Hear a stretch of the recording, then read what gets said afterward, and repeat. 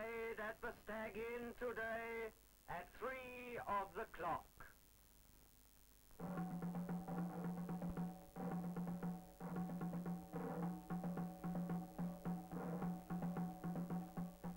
The year 1603, and the men and boy players rehearse. When the play begins, it will be for Shakespeare the beginning of an immortal life, because he has put his play to paper, so that through the centuries it may be rehearsed again and again, forever. Into the 18th century, and Shakespeare still lives between the covers of 10,000 books. But because Shakespeare put his words to paper, his voice will speak forever. Oh, 'tis too true. How smart a lash that speech doth give my conscience. The harlot's cheek beautified with plastering art is not more ugly to the thing that helps it than is my deed to my most painted word. Oh, heavy burden. I hear him coming. Let's withdraw, my lord. To be or not to be, that is the question. Whether it is nobler in the mind to suffer the slings and arrows of outrageous fortune, or to take arms against a sea of troubles and fire opposing enemy. To die, to sleep, no more. All right, no more. Bring all your hands.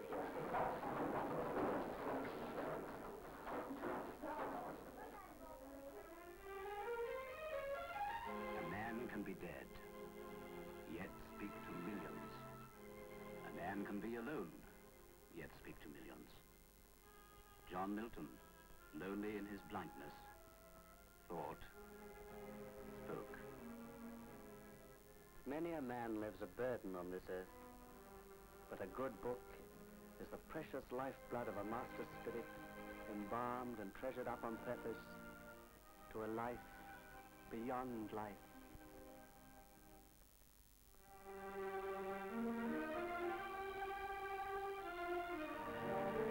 For rare and lovely words, there was rare and lovely paper, gathering a company of listeners for Milton in his loneliness.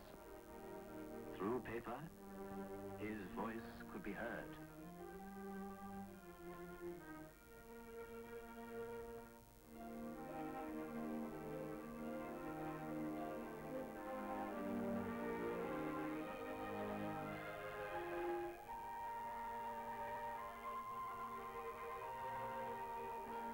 John Milton died.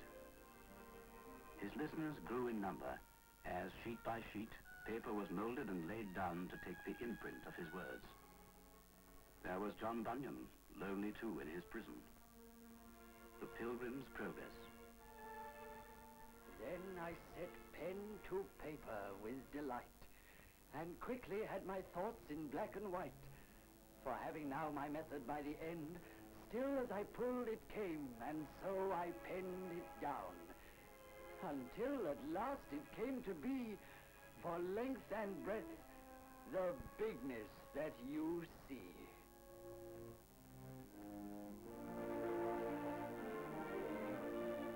Through paper, John Bunyan's voice could be heard beyond the prison, beyond his death even. And there were always new voices clamoring for a hearing. Now, when Milton and Bunyan were long since dead, there was Alexander Pope in his lonely room, imprisoned in his frail body, a hunchback and a cripple.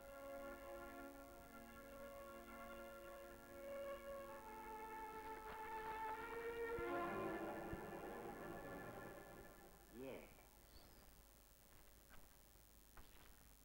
You despise the man to books confined, who from his study rails at humankind. Though what he learns, he speaks, and may advance some general maxim, or be right by chance.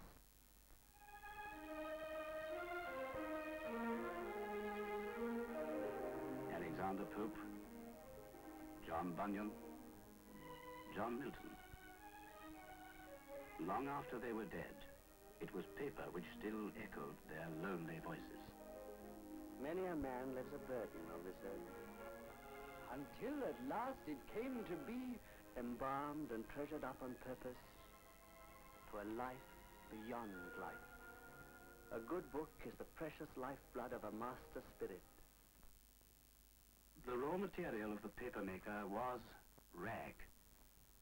New voices were demanding more paper. Papermakers were demanding more rag. But there was never enough, even when... Les guêpes, qui font un excellent carton, vont apparemment arracher les fibres du bois dans les pays qu'elles habitent. Even when that great French scientist Réaumur suggested that man should pay attention to wasps, his hint was not taken. Wasps, he said, show us how to make paper without rags. They gather shreds of timber, and out of that timber they make the finest paper. C'est une recherche qui n'est nullement à négliger et j'ose même dire importante. At that time, paper was made only from rags. While every day the demand for paper increased, the production of cloth remained the same. How then were they to find a way of making paper without using something as scarce and as costly as rag? Wasps use timber. Their way might be the answer. Les guêpes semblent nous enseigner un moyen.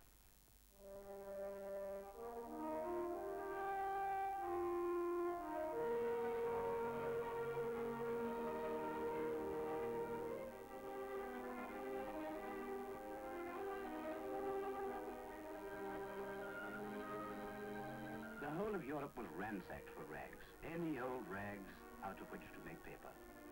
The rags were not forthcoming. And it was to be more than 100 years before Réaumur's hint was taken. Civilization demanded paper, and of course there was never enough.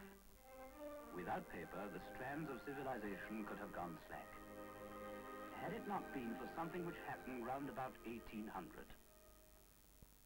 In Paris, during the Napoleonic Wars, a Frenchman by name Didot had acquired from the inventor a new kind of paper machine. Also in Paris was an Englishman by name Gamble, there to negotiate an exchange of prisoners. Monsieur Didot was anxious for Mr. Gamble to extend his negotiations beyond prisoners to... This machine, it solves all the problems of the world about paper. Now, I am demonstrating.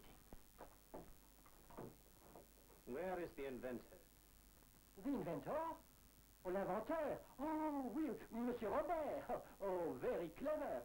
But how you say? He has a head too big for his hat.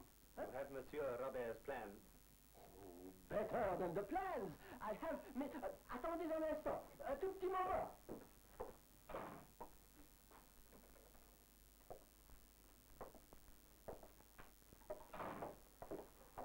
You see, I have the same thing, miniature. C'est bien ça. You will take this to England. It is a wonderful machine, no? Anyhow, I am going to demonstrate. Jean, what goes in here is the pulp. The pulp, yes, made from rags. It comes out over here, over this... Warmish. It flows continuous. The water go away, it dry, et voilà, et voilà. Et the paper, it flow continuous also. Oh, Jean! The paper, du papier d'une longueur extraordinaire. It is... Extraordinaire. Quite long. Ah, te voilà, mon vieux, te voilà. Dis donc, ce monsieur anglais n'est pas encore convaincu. Alors, mets la machine, fais-la marcher un peu. Regardez, monsieur, regardez. It is formidable, no?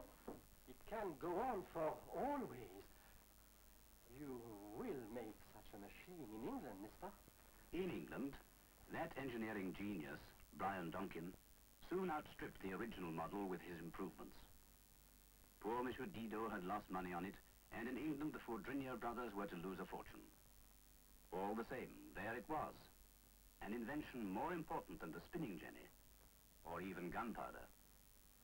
Paper, not by the sheet, but by the mile. But however brilliant the invention, it solved only half the problem.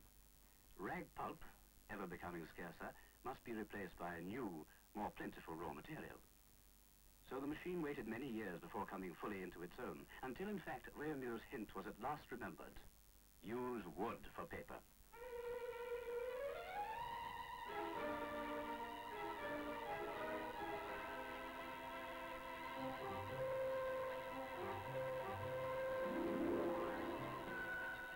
century, our age began. Did you hear what I heard? How many copies Mr. Dickens says worth the print of this? 250,000. That's $250,000, my lad. No wonder he calls it Great Expectations.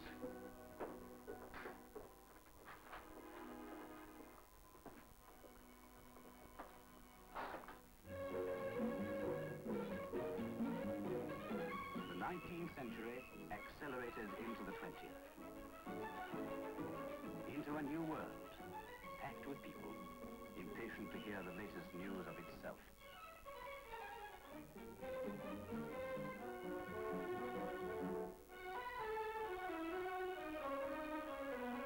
Timber, but never enough of it, from all over the world, flows to the Bowater mills.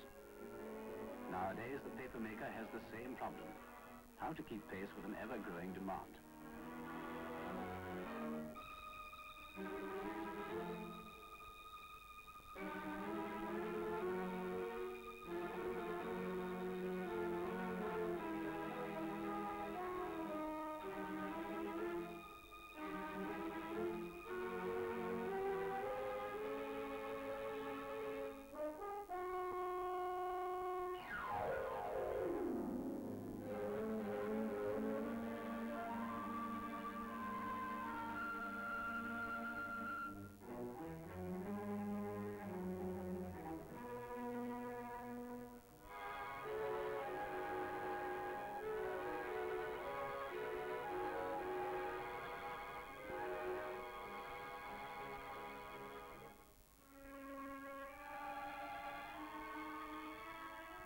Material of the age of paper.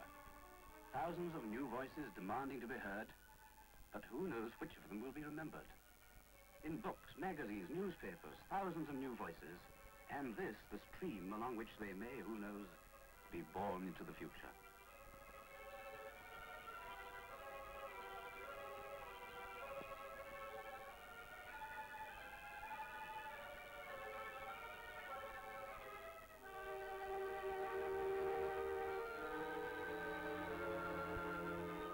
Here is the story of paper, writ large on the biggest paper-making machine in the world.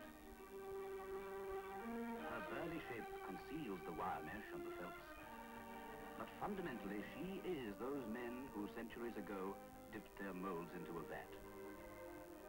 She eats wood pulp, not rags, but she is the machine which Dido persuaded Gamble to bring to England, just writ large.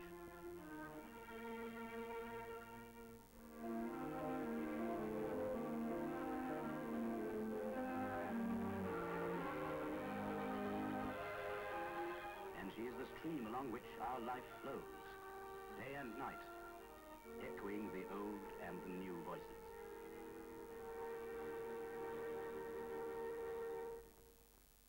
Milton, thou shouldst be living at this hour.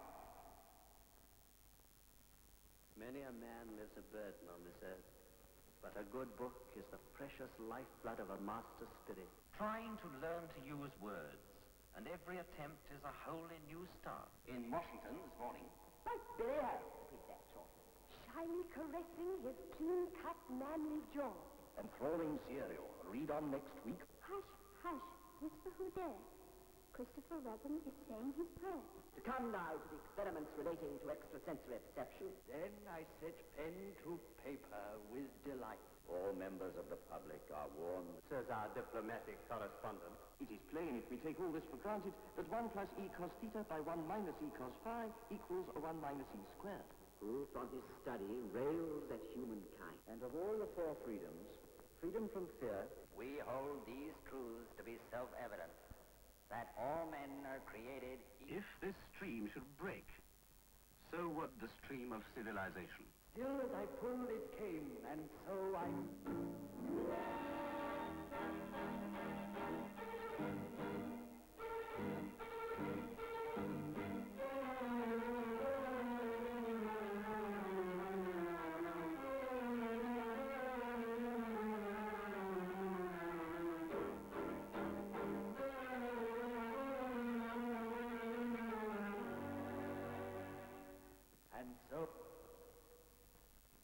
so I penned it down, until at last it came to be, for length and breadth, the bigness that you see.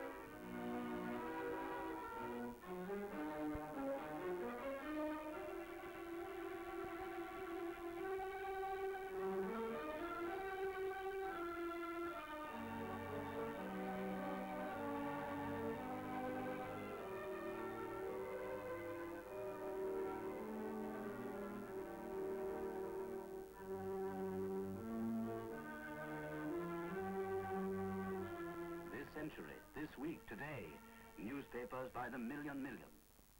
Books and magazines by the million. Not thousands of new voices clamoring for a hearing, but hundreds of thousands, and millions ready to listen. But how many will live like Shakespeare through the centuries? How many John Miltons, John Bunyans, Alexander Popes are hidden in these pages numbered by the million? And how many Miltons remain mute and inglorious because we nowadays say there is not enough paper?